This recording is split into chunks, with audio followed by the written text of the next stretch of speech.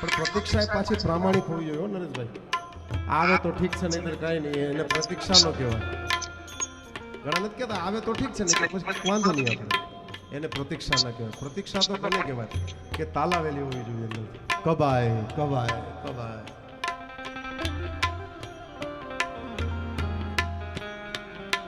કૃષ્ણ પરમાત્મા જ્યારે ગોકુળ છોડી અને મથુરા ગયા, દ્વારિકા ગયા પછી આખું ગોકુળ કૃષ્ણના વિરહની અંદર, વિરહની વેદનાની અંદર,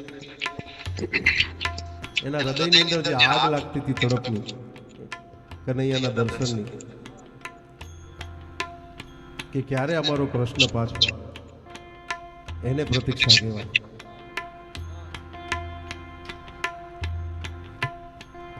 અને બીજા બધાની તો વાત જવા દો, પણ રાધા વિશે આપણે બધાએ જાણીએ છીએ કે રાધાએ કેવો પ્રેમ કર્યો છે કૃષ્ણને. આખી દુનિયાનો પ્રેમ એક તરફ છે ને રાધાનો પ્રેમ એક તરફ છે કૃષ્ણ પ્રત્યે.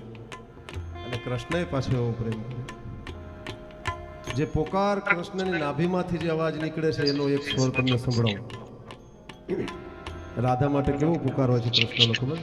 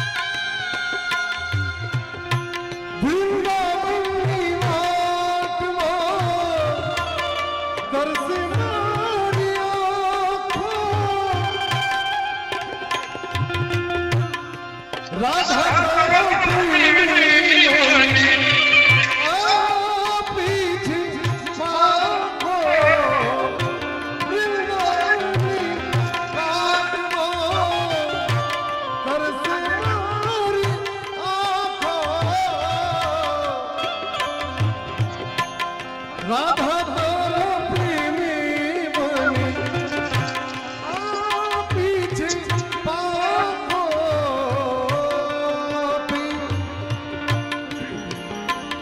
આ પીછે પાખો